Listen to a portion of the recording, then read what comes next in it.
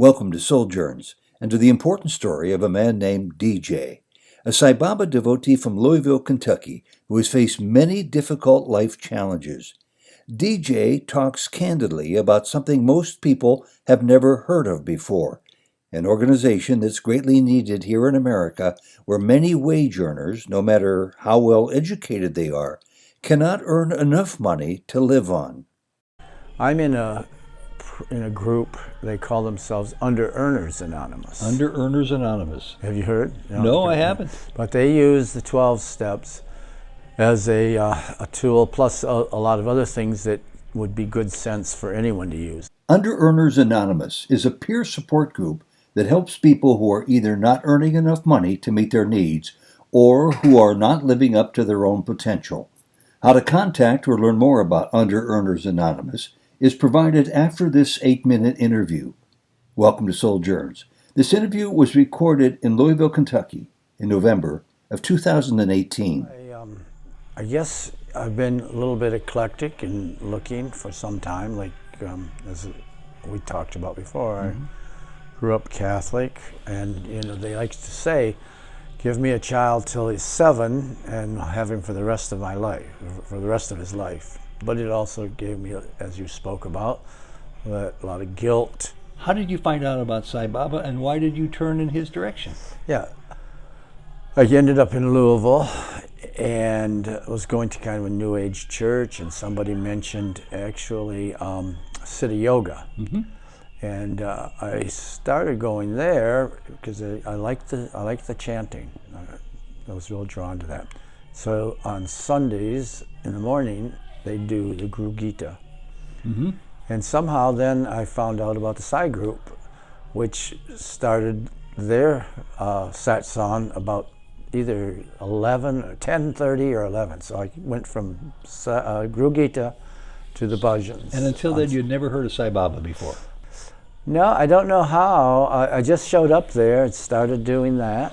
I haven't had as much experience, I know, as a lot of the people that you've talked with. That's why it wasn't going to come, but I thought there might be something I could say that would be helpful, or you could pull it out. Let's go a step further. I don't have any substance addictions or process addictions, but I have had some exposure to 12-step programs, and it's somewhat bothersome to me how they so often go outside themselves to a higher power.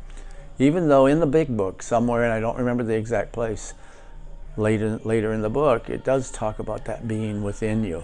I'm in a group, they call themselves Under Earners Anonymous. Under Earners Anonymous. Have you heard? No, I haven't. But they use the 12 steps as a tool, plus a lot of other things that would be good sense for anyone to use, like tracking your time, keeping aware of your time, having accountability partners. And that may be why I'm here now, too. There's the nugget. I would say it's most definitely why you're here. And who would have ever thought that there's a 12-step program that turns to helping people who recognize that that's where they are in life. So there's a valuable piece of information you're bringing to the discussion. What have you learned that's sustaining you, that's helping you? What many people try to say about recovery, sort of a more inclusive one, would be to give up the negativity that they have within them. Yeah. That would be something that you give up. The other side of that, I think, is that finding something of value to do in the world that you think's of value.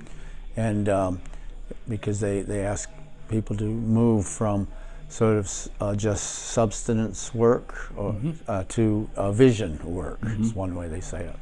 And a big component of that is service, to be of service in the world.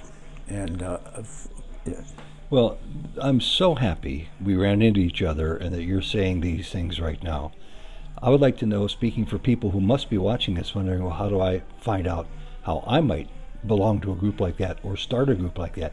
Where would they go? Well, it's online, and I should say, yeah, it's quite a big group. They have a website, underearnersanonymous.org. So on that website too, they have a listing of all the telephone meetings, about 108 of them a week that you can pick and choose. Like a party line with other people right, on conference lines.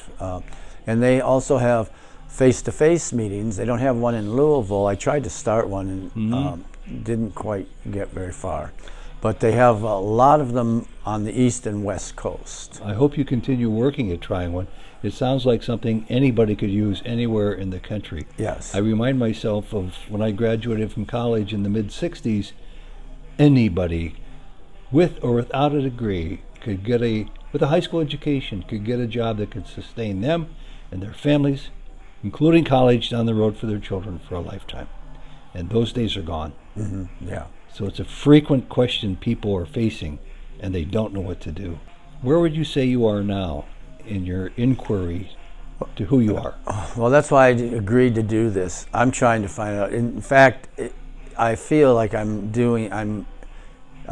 worse than I was a while back in life. And you mentioned today in your talk, which is valuable to me, is that our spiritual growth may be more facilitated by the bad things that are going on in life than the good things. And I tend to have a general view that my life is I'm having a bad thing in life. But there are good things that happen, like being able to come here today and participate with this group. That's what I've also wanted to say initially, was that I didn't know what I was going to say or why, but I hoped that it would help someone in some way, and that I would also discover something about my journey and what's going on in my life. Well, a big part of your journey is why you're here today.